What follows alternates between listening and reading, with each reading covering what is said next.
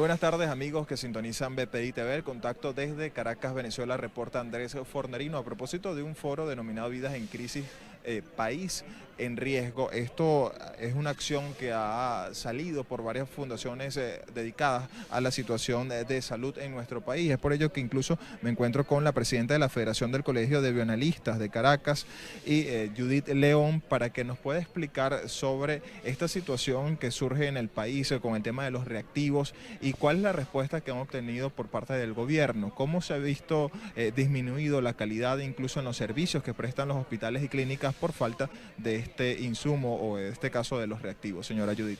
Bueno, podemos visibilizar pues que la crisis en salud no solamente tiene contenido medicamentos, material médico quirúrgico y otros insumos que son importantes para lo que es el Sistema Nacional de Salud, sino el simple hecho de poder orientar y diagnosticar, hacer seguimiento y control de los estados de salud y enfermedad de los venezolanos. ¿Qué significa eso en la práctica? Que en estos momentos, con esta situación en los últimos años de brotes endémicos y epidémicos, llámese dengue, chikungunya, Zika, ahora el sarampión y la difteria, que la tenemos ahorita en pleno ascenso, no podemos ni siquiera poder orientar al médico o al tratante en un momento determinado sobre una simple hematología que es que nos permitiría a ellos orientar en qué situación se encuentra el paciente en un momento determinado, que es un examen esencial dentro de los miles de análisis que se deben de hacer dentro del laboratorio para poder visibilizar el estado de salud y enfermedad que pueda tener un paciente en un momento determinado. Se habla de este foro como una iniciativa donde involucran a la sociedad civil para que se incorpore sobre estos temas de salud. Vidas en riesgo, país en crisis. ¿Existe una crisis humanitaria en nuestro país? Si es así, ¿por qué? Ya nos habla de los reactivos. ¿Qué otras situaciones han empeorado o quizás han afectado a los ciudadanos quienes están, por ejemplo, como el día de hoy, varios invitados sobre trasplantados y quizás no consiguen ese tratamiento? ¿Qué otra forma se ha visto afectada la salud en nuestro país? Bueno, que no solamente la crisis humanitaria, solamente se ve en la parte de la salud, que estamos hablando de los medicamentos, pruebas diagnósticas para poder visibilizar y mejorar la calidad de vida de esos pacientes, sino que también hay otros factores que han limitado esa reacción, y que es que tenemos los casos de la inmigración de nuestros profesionales a otros países. ¿Por qué? Porque no están dadas las condiciones en este país para poder ejercer lo que es el área de la salud en particular, lo que estamos hablando. ¿Qué le ha faltado al gobierno para poder implementar medidas acertadas en relación a los pacientes, al tratamiento que deben recibir? Y hablamos algo en relación al bioanálisis de que es muy importante, que son los reactivos, es cómo prevenir una enfermedad. Es decir, que no solamente se está deteriorando la calidad de vida de ese paciente, sino también de aquellos quienes ni siquiera saben o tienen sospechas de tal padecimiento. Claro, es que dentro de la Constitución de la República Bolivariana de Venezuela está bien establecido cuáles son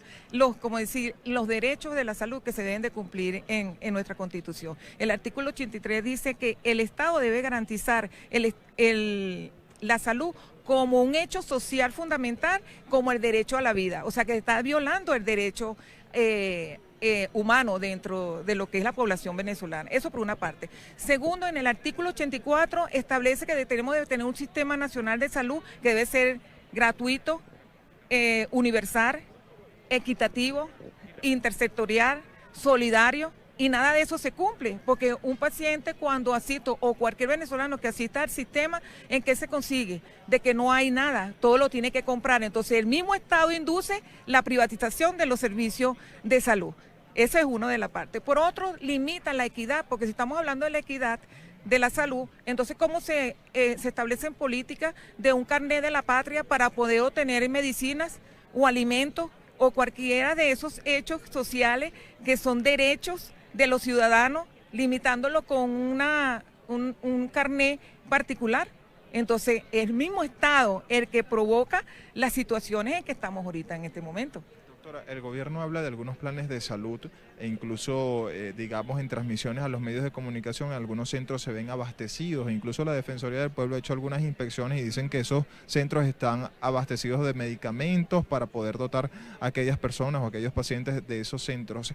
¿existe cierta discriminación en relación a aquellos centros donde se perciben esos medicamentos y en otros donde no se percibe? ¿Existe algo particular en relación a eso? Sí, sí existe una discriminación. Primero porque no hay la cantidad de insumo o la capacidad resolutiva del Estado para poder equipar todos los servicios en particular, todo lo que es el Sistema Nacional de Salud, tanto los ambulatorios como que es la parte preventiva, como los hospitales que es la parte curativa. O sea, como no existen los recursos, entonces existe selección de algunos centros asistenciales a los cuales se les suministra una cantidad de insumos que eso en la práctica se va en un mes, en 2 meses, y volvemos a caer en la situación. O sea, eso no da respuesta a la situación, sino más bien es una información nada más política para que en ese momento se pueda ver de que algo se está solucionando, pero en la práctica no es así porque no se está dando respuesta a la situación de salud y enfermedad de los venezolanos. ¿Cómo trabajan los bioanalistas? ¿Cómo lo hacen? ¿Cómo lo hacemos? Bueno, lo hacemos en un estado de estrés, porque es estrés, porque no tenemos nuestro ejercicio como tal está comprometido. Cuando tú no tienes las herramientas necesarias para que ese resultado que podamos dar y que podamos orientar a ese paciente y mejorar su calidad de vida y que el médico le pueda orientar y darle estos tratamientos adecuados para ellos y para hacer el seguimiento y control de estos tratamientos que se le está indicando, entonces es una responsabilidad de nosotros que no podamos hacer eso, que es nuestra responsabilidad. Pero la responsabilidad se limita cuando los insumos no están allí. ¿Pone en riesgo incluso el propio profesional al no tener esos instrumentos para realizar los exámenes que tienen que realizarse esos pacientes? ¿Se puede contaminar? Claro, sí, porque además de eso tenemos algunos elementos que son la bioseguridad que no se cumple, como son los guantes, tapabocas, los ambientes que no se cumple en particular. Muchísimas gracias, doctora Judy León, quien es bioanalista, presidenta del Colegio de Bioanálisis de Caracas, quienes nos habría mencionado sobre esta situación que sugiere en nuestro país. Ya ha manifestado las críticas condiciones con que tienen que trabajar aquellos hospitales y clínicas en nuestro país. Son parte de las informaciones. Al minuto va a comenzar este foro denominado País en Riesgo. Ya escuchábamos parte de algunas de las informaciones. Nosotros vamos a entrevistar también a algunos de los ciudadanos que se encuentran presentes en este lugar. Este foro se realiza desde un espacio público, es la Plaza Brión de Chacaito, donde han decidido diferentes doctores y también especialistas exponer su situación sobre el área de salud. Vamos a escuchar también a uno de los señores que se encuentra presente en este foro para que nos pueda dar su testimonio. Tenemos entendido que es un paciente trasplantado. Quería saber cómo hace para usted poder recibir su tratamiento. ¿Nos puede explicar su testimonio de cómo tiene que hacer para adquirir estos productos, estos fármacos, estos medicamentos? Bueno, básicamente el Seguro Social en teoría te suministra los medicamentos mensualmente. Yo realmente tengo 2 meses y medio que no recibo tratamiento. Tenemos un grupo de trasplantados que a través de ellos uno se comunica y entonces a uno le sobra, al otro tiene un blister, 10, 12 pastillas y así. Es que uno hasta ahorita nos hemos estado bandeando en ese momento porque como te dije, hace 2 meses que el Seguro Social no nos suministra los medicamentos. ¿Cuál es el motivo que le dan para no tener estos medicamentos? Porque no los consiguen. Realmente no hay una explicación lógica, no hay ninguna explicación. Realmente te dicen, bueno, no llegaron, yo me retiro mis medicamentos en la unidad del Seguro Social de Los Teques y normalmente la gente es muy amable y eso, pero te dicen, no hay, no llegaron y hasta ahí.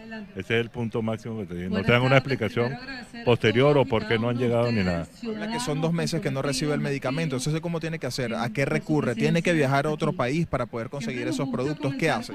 Realmente viajar a otro país no es tan fácil porque los costos de los medicamentos en Venezuela normalmente son subsidiados y los costos de medicamentos en el exterior son bastante elevados para la mayoría de las personas. Tú te puedes comprar, suponte, una caja de un medicamento X, por decir Rapamune, pero una caja te dura 10 días, ¿entiendes? Entonces necesitas 2 cajas y media al mes, entonces es muy difícil comprando los medicamentos del exterior, a menos que tenga una solvencia económica muy buena. Estos medicamentos de alto costo que retiraba del Seguro Social, ¿tiene otra forma de obtenerlos? Es decir, ¿se encuentran en el mercado, en las farmacias? ¿Puede usted obtener esos productos? Si es así, ¿cuáles son esos precios? No, normalmente no se encuentran en ninguna farmacia. De vez en cuando hay en Badam, muy de vez en cuando. Y bueno, también Badam tiene ahorita 2 meses o más que no los tiene, pero es una opción que uno busca en esos casos, o con los amigos que uno conoce trasplantados. El grupo se reúne y consigue o chatea y los ubica. ¿Cuál es la situación que usted tiene de incertidumbre pese a esta situación? Es total, porque fíjate, ¿cómo se llama? Del trasplante, del suministro de los inmunosupresores depende el trasplante, y del trasplante depende tu vida. Ir atado a una máquina de diálisis 4 horas interdiario es sumamente difícil para cualquier persona. Y si trabajas mucho peor. ¿Cuánto tiempo tiene usted de haber efectuado este trasplante, cuando le hicieron este trasplante, y esta situación ha agudizado desde hace cuánto? Yo tengo trasplantado 12 años y la escasez de medicamentos, por decir algo, empezó hace como un año y pico. ¿Cuál es esa exigencia que usted le hace a las autoridades del gobierno? Oye, que por favor se acuerden de que además de los trasplantados están los enfermos de cáncer, están los enfermos de una cantidad de enfermedades que el seguro cubre y ahorita realmente no lo está haciendo. Entonces, por favor, se aboca alguna solución de algún tipo para este tipo de personas como nosotros. ¿Indica su nombre? Eduardo Cohen. Muchas gracias, señor Eduardo. Vamos a escuchar de inmediato otros testimonios, incluso con algunos de los familiares de los pacientes trasplantados, para que nos pueda decir, buenas, muchas gracias por recibirnos. Estamos en BPI TV para que también nos pueda dar su testimonio. Ya hemos visto esta iniciativa que ha surgido la mañana o la tarde de hoy, mejor dicho, un foro para concienciar a las personas sobre las necesidades que ocurren en el sector salud.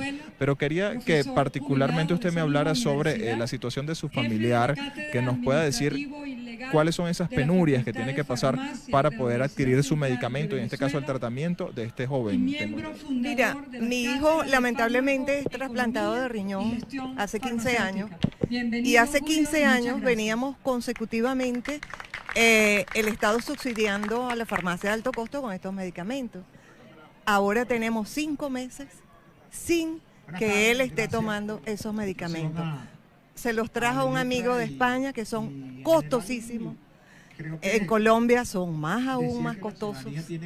Y mira, estamos en esta angustia porque, mira, no queremos que él tenga su rechazo de ese riñón, tan sencillo como eso. Porque, mira, el Estado, no sé, nos tiene en esta, ¿cómo digamos? Mira, esta incertidumbre de mañana, de pasado. Vean, vamos todos los días, llamamos por el teléfono y mira. ¿Cuáles son las consecuencias que pueda tener su hijo al tener más de 5 meses sin recibir su tratamiento? Mira, inmediatamente tienen ellos rechazo del órgano totalmente. Empiezan con toses, se trancan de los pulmones, hay que hospitalizarlos. No hay medicamentos, el Valixa, que es un medicamento para trasplantados que presenten rechazo del órgano. Y mira, estamos a la deriva, sin ninguna ayuda de ninguna índole. Mira, y pareciera que el Estado no le duele esto. Somos 3.500 trasplantados en todo el país. Y mira, ya hay 3 personas con principio de rechazo en Valencia, porque no tienen los medicamentos. Y además este era un país que tiene el temor de eso. ¿Han conocido algunos de estos 3.500 trasplantados, un caso particular que haya empeorado su situación en vista a no tener este tratamiento? Mira, tan cerquita no, tan cerquita tengo a mi hijo, que tengo mucha angustia de que vaya a presentar un principio de rechazo de riñón, por no conseguir la ciclosporina, que es la que realmente en estos momentos le hace falta. se hace una regulación de precios. Y lo que te digo, las 3 personas que sé que están en Valencia, que tienen un principio de rechazo.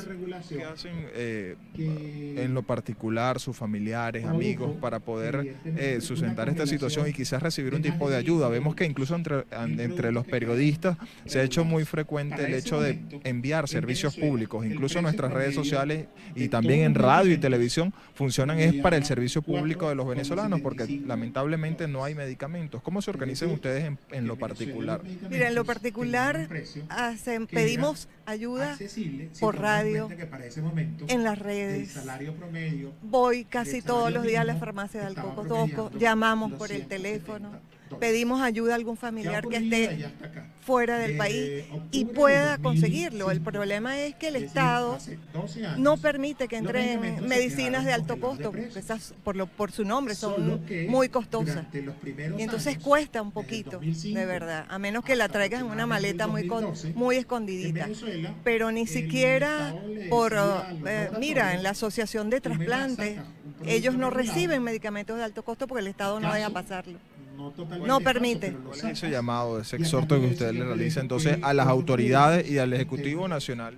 No sé, ya no sé qué decirles, porque he pedido auxilio por todos los medios, por Globovisión, por Radio Caracas, se han enviado cartas a Rotondaro, hemos hablado con la gerente inmediata de la farmacia de alto costo y no tenemos respuesta de nada, ninguna.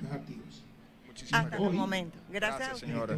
Escuchamos entonces parte de estos testimonios, incluso de familiares de aquellos pacientes que han sido trasplantados. Es un tema que surge al debate y a la opinión pública, en particular en nuestro país, en vista de la falta de medicamentos para el tratamiento de estos ciudadanos. Al momento, en Chacaíto, en la Plaza Brión de Chacaíto, las imágenes que ustedes pueden ver, es un foro que se realiza por parte de sectores aliados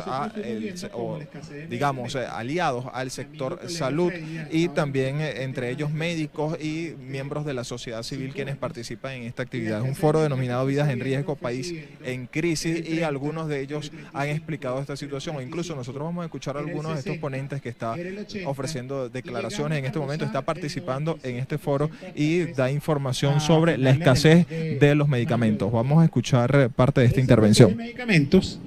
El Estado siempre ha intentado disfrazarla, asumiendo que el problema no es de escasez, sino de mala distribución, con el argumento de la guerra económica, con el argumento del ataque, de la combinación con el imperio y todo lo demás. Pues ellos han inventado cosas como el SIAMED, hoy en día conocido como el 0800 Salud Ya. Ese sistema, cuando lo inventan, cuando lo intentan usar por primera vez, se intenta manejar simplemente como efecto publicitario o propagandístico. La gente le costaba un mundo llamar, la gente nunca se lograba comunicar, la gente nunca podía hacer contacto, y cuando hacía contacto, pues simplemente era una oferta que nunca llegó a nada. Y yo no conozco personalmente a alguien, y mire que lo he buscado, alguien que me diga que recibió regularmente los medicamentos cuando se creó el SIAMED. Pero hemos seguido avanzando, y el último invento fue el domingo 7 de octubre, justamente cuando se celebraban 12 años de la regulación, cuando el presidente de la República y mi amigo y colega Luis López, ministro de Sanidad, hace bombos y platillos a anunciar el 0800 Salud Ya como un nuevo mecanismo.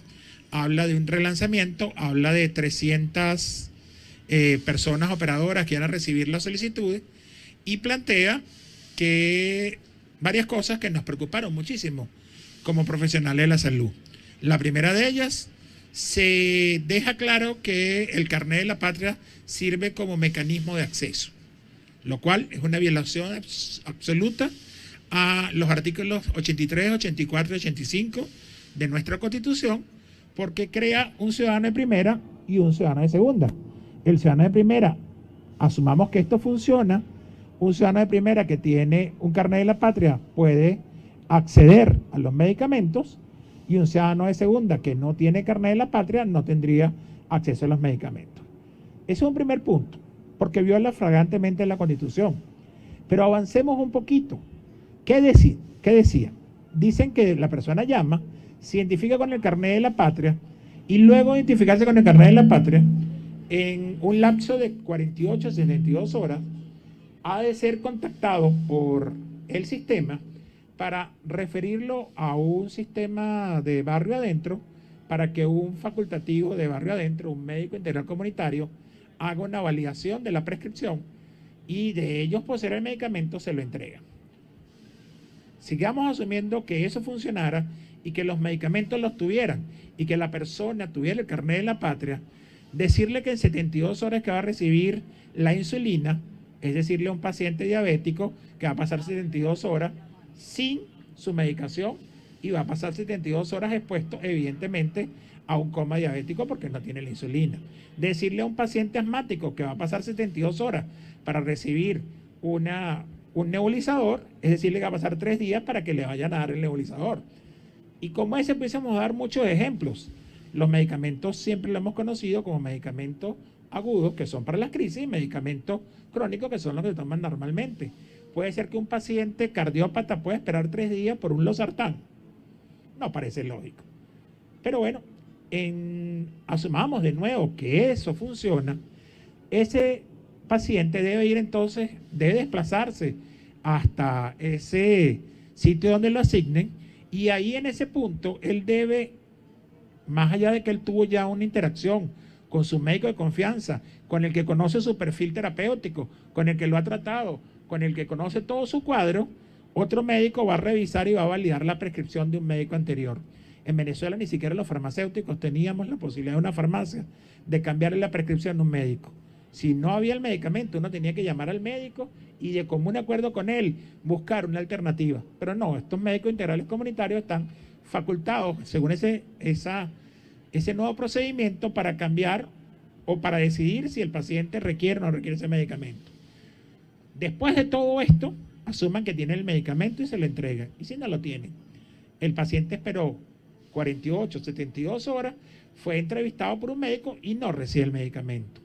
Eso, para nosotros, es absolutamente ilógico, es violatorio de nuestra Constitución, es un atentado de salud pública y lo peor, el medicamento. Yo recuerdo que hace unos días una entrevista de radio que abrieron los micrófonos, llamó una señora y dijo, pero yo tengo hace más de una semana que yo llamé, me dijeron y todavía no me han llamado.